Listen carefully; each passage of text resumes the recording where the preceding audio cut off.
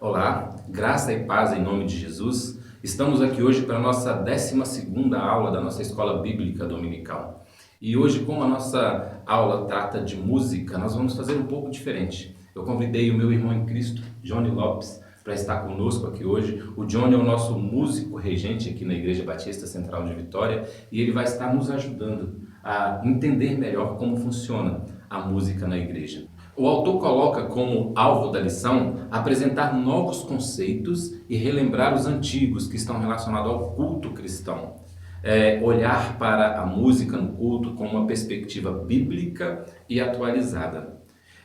Nós sabemos, Johnny, que a música ocupa um lugar no mundo gigantesco. Ela está presente na nossa vida, ela está presente no nosso carro, ela está presente na academia, mas eu gostaria de saber de você. E no culto, hoje nós conseguimos realmente cultuar a Deus através da música? Ok. Primeiramente, bom dia, boa tarde ou boa noite, eu não sei qual horário que você estará assistindo esse vídeo, mas é um prazer estar aqui compartilhando um pouco da lição que tanto tem me ensinado também. Isso é muito importante nós cristãos estudarmos as nossas lições, né, da escola dominical. E eu gostaria, pastor, de começar a responder essa questão da seguinte maneira: a música está, de fato, como o senhor bem disse, em todo lugar. Né, todos os ambientes. Existe a música espontânea, né, aquela música ambiente em todos os espaços, mas existe uma música que é reservada para a adoração a Deus. De fato, dizer se estamos ou não tocando ou cultuando a Deus da maneira correta musicalmente é uma questão assim, bem difícil, porque porquanto toca a questão individual, né, é algo subjetivo. Mas é claro que, biblicamente, nós temos indícios de uma música que se adequaria mais ao culto ao nosso Deus, músicas que refletem os princípios bíblicos, né?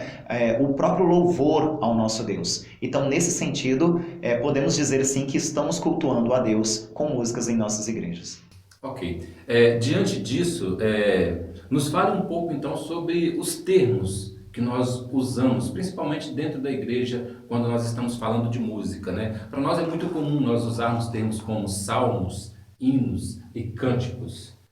Você poderia dizer se há diferença entre um e outro e qual é a diferença que há entre esses estilos? Ok. A diferença, pastor, é o que, assim, no decorrer do tempo, né, do transcorrer da história, as palavras vão sofrendo algumas alterações semânticas. Mas, por exemplo, salmos nós compreendemos como a própria música reservada à adoração a Deus. É a música que está na Bíblia, né? É aquela música que o próprio nome significa saltério, que é um instrumento musical. É um louvor que é acompanhado por instrumentos ou até mesmo apenas recitado, mas é voltado para a adoração. Então, de fato, temos salmos cantados.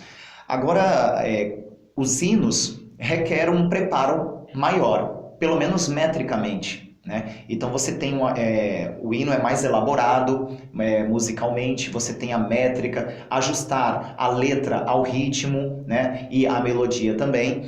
Agora, cântico é algo bem mais aberto, é uma palavra assim, bem mais aberta, que significa apenas você entoar algo espontaneamente. Então, cântico é algo mais espontâneo, que nós podemos fazer ali lavando as vasilhas, lavando as lousas, né? Ou limpando a casa, ou até mesmo cantarolando alguns corinhos, por que não, ao nosso Deus, mas de forma espontânea. Ok. Você falou um pouco sobre instrumentos musicais e você falou que isso já era usado. Então hoje nós podemos dizer que não há nada de errado então nós utilizarmos instrumentos musicais dentro das nossas igrejas, né? Estou fazendo essa pergunta porque nós sabemos que algumas denominações, alguns irmãos em Cristo talvez pensem um pouco diferente. Talvez não se sintam confortáveis em usar alguns instrumentos dentro das igrejas. O que você pensa sobre isso? O que você diria? Com relação a essa pergunta, pastor, nós temos que analisar muito o contexto cultural da pessoa em si, do adorador. Por exemplo, tem pessoas que nasceram num contexto de comunidade e que conheceram muitos ritmos mais percussivos. Então, O que acontece? Não é uma questão de conciliarmos a igreja, a música sacra, com, entre aspas, né, o mundo. Não se trata disso, mas a finalidade do indivíduo ao adorar a Deus através da música. Então, na minha opinião, o que importa verdadeiramente é a intencionalidade do indivíduo na adoração a Deus. Qual é a finalidade? O que ele quer através daquele ritmo ali dentro da congregação? O que ele está, o que ele quer trazer para a adoração naquele momento? Ok. Né? Qual é a finalidade dele? Se for justamente adorar a Deus, usar os recursos que ele tem para adorar a Deus, isso é válido. Sim. Mas agora, se for por qualquer outro motivo, e também se trata de algo muito individual, subjetivo, aí sim nós teríamos que repensar a questão da utilização de instrumentos atípicos dentro das igrejas, como por exemplo a bateria, né? E outros instrumentos afins. Ok. Nós falamos da música de uma forma geral, né, na igreja. Eu gostaria que você falasse um pouco mais agora sobre a música na Bíblia. Deu para perceber que a música está presente na Bíblia, como você citou, saltérios, por exemplo, né? Isso no Antigo Testamento. Mas a música, ela está na Bíblia toda? Nós podemos dizer que há música no Antigo Testamento, também no Novo Testamento? Sim, sim, podemos dizer que a música está em toda a Bíblia. Isso porque a própria Bíblia relata o primeiro músico, né, que existiu, o próprio Jubal.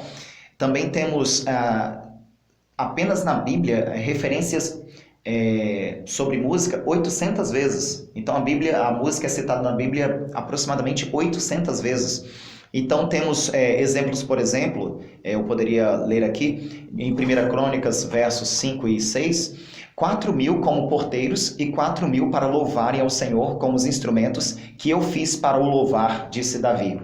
Davi os repartiu por turmas segundo os filhos de Levi, Gerson, Coate e Merari.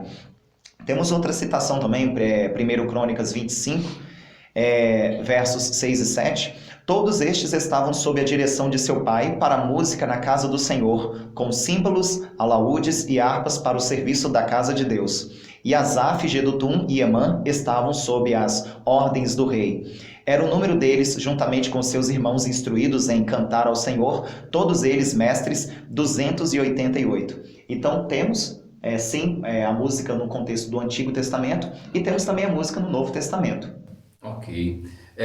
O autor da lição, ele coloca várias afirmações sobre a natureza e a função da música na igreja. Eu gostaria que você citasse a natureza da música e a função dela, alguns pontos da função e da natureza da música na igreja. Sim. É interessante, pastor, essa pergunta, porque podemos perceber a música de duas formas. De uma forma mais subjetiva, né, que são as impressões causadas através dos nossos sentidos, né, quando a gente escuta o som, mas também tem uma forma científica ao olharmos, né, a música. Por exemplo, o autor cita o Dicionário Aurélio, mas um conceito que eu gosto bastante da música é o que diz o Mário Mascarenhas, que a música é a arte de combinar os sons simultaneamente e sucessivamente com equilíbrio e proporção dentro do tempo. Eu gosto muito disso, por quê? Porque a partir daí podemos aproveitar desses recursos e saber que música é algo objetivo, que pode ser trabalhado através da pessoa que pretende tocar algum instrumento ou cantar alguma música e utilizar os recursos, os sons, né, os ritmos para louvar a Deus. Então temos uma música analisada de uma forma científica, mas temos a música também analisada de uma forma científica, que é o que ela realmente causa dentro dos indivíduos e o que os indivíduos querem expressar através dela mesma. Então, voltando para o nosso tema principal, a música serve justamente para adorar a Deus. Então, quando você tem essa compreensão, você sabe que não é algo superficial, não é algo que está aí simplesmente por estar. Existe uma finalidade. E a finalidade por trás da música é justamente o louvor e a adoração a Deus. Ok. Isso é interessante porque nós precisamos entender, na verdade, que tudo que nós fazemos precisa ser com a finalidade de adorar a Deus. Amém. E na música não é diferente, né? Quando nós estamos cantando, quando nós estamos louvando a Deus, num culto, o nosso objetivo precisa ser essa adoração a Deus. Eu não digo nem somente no culto, mas na nossa vida como um todo, esse precisa ser sempre o nosso objetivo, de estar sempre buscando adorar o nosso Deus. Não é verdade? Bom, nós estamos caminhando então para a conclusão do nosso estudo de hoje, mas antes de fazer as duas últimas perguntas, eu quero ler duas frases, são dois autores diferentes. Rick Warren diz assim: não existe um estilo de música em particular que é sagrado. O que faz a música sagrada é a sua mensagem. A música não é nada mais do que um arranjo de notas e ritmos. E Klaus Douglas diz assim: a música é provavelmente o único elemento do nosso culto que também existirá no céu. Então, a primeira pergunta que eu faço para você, vou inverter aqui o sentido das frases que foi lida, vou perguntar primeiro da última frase que eu li, vai ter música no céu? Sim, pastor, com certeza. A própria Bíblia nos diz que lá estaremos entoando cânticos de adoração, um coral eterno adorando a Deus. E dentro dessa perspectiva, eu queria lembrar que louvar a Deus eternamente não é como nós pensamos agora, porque ainda existe a fadiga, ainda existe o cansaço, ainda existem as dores. Sim. E isso, pastor, acaba nos atrapalhando na forma como vislumbramos o céu. Então, assim, adorar a Deus é algo sublime. E, de fato, lá, quando estivermos com Ele, isso será algo extremamente prazeroso, infinitamente prazeroso. Verdade, né? Nós devemos aguardar com ansiedade por esse dia. Exatamente. Nós cristãos, nós entendemos isso de forma muito clara, né? E fica até como algo que as pessoas precisam pensar um pouco. Se você ainda não é uma pessoa que realmente reconhece Jesus como sendo o Senhor e Salvador da sua vida, saiba que há uma tranquilidade muito grande na nossa vida quando nós temos essa certeza. Quando nós sabemos que um dia nós estaremos num lugar onde não haverá choro, onde não haverá ranger de dentes e haverá momentos de alegria, com música inclusive, né? Como diz a palavra de Deus. Isso alegra o nosso coração, não é verdade? Bom, vamos para a última pergunta para nós encerrarmos então a nossa lição de hoje. De acordo com o que nós lemos aqui, que disse Rick Warren, realmente não existe um estilo que nós podemos dizer que é sagrado, ou nós podemos tocar todos os ritmos nos nossos cultos e nos nossos eventos. Lembrando que há uma diferença aí entre culto e evento. Talvez você poderia nos falar um pouco se os ritmos diferentes cabem um ou outro, ou algo nesse sentido. Isso. Uma coisa muito importante, pastor, para que a gente entenda essa questão da música como adoração, é dividir, por exemplo, os ambientes, né? Por exemplo, às vezes temos um ambiente de festa, né? Uma comemoração de aniversário ou algo do gênero, né? Mas na música de adoração deve existir um certo zelo, um certo cuidado, por exemplo, com a altura, porque isso pode interferir na nossa adoração a Deus. A altura pode perturbar a mente daqueles que estão cultuando a Deus. Então, alguns cuidados devem sim serem preservados no momento de culto, de adoração.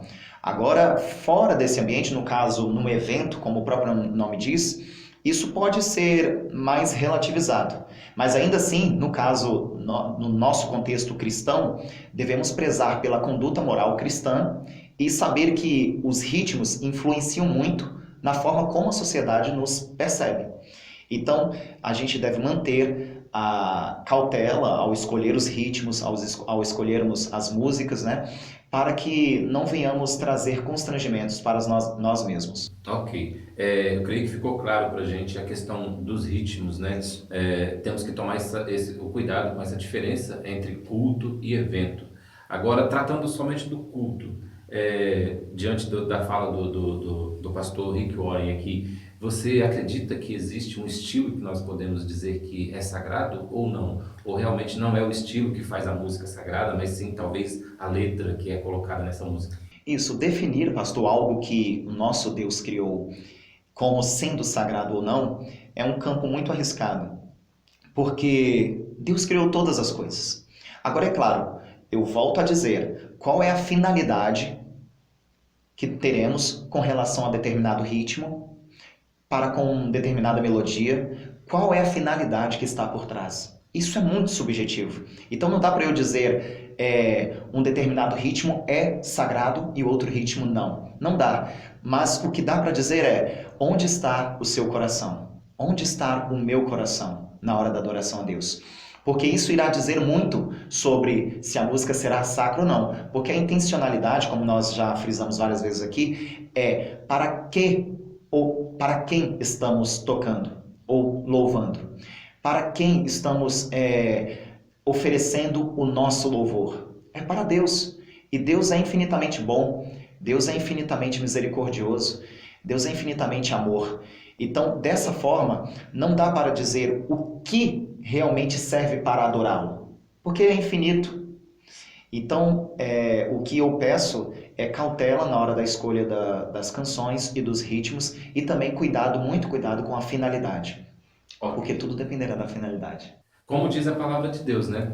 Quer comais, quer bebais, ou quer façamos qualquer outra coisa, que tudo seja para a glória de Deus. E com a música não é diferente, né? Precisamos glorificar a Deus também através da música. Então, que Deus possa nos abençoar. Essa é a nossa 12ª lição da Escola Bíblica Dominical. Nós estamos encerrando neste momento e estaremos de volta na próxima semana, em nome de Jesus, para dar continuidade. Quero agradecer ao nosso servo de música, Johnny Lopes, que nos abençoou nesse dia. Sozinho não teria condições de fazer esta lição, porque não tenho não sou tão musical quanto o Johnny, mas glória a Deus que Deus deu talento a você para que pudesse estar aqui hoje nos abençoando e que Deus continue abençoando a sua vida, que você continue sendo bênção na vida da Igreja Batista Central de Vitória através da música, através da sua vida, que Deus continue usando a sua vida. Amém? Que Deus nos abençoe e que Deus também possa abençoar a sua vida em nome de Jesus.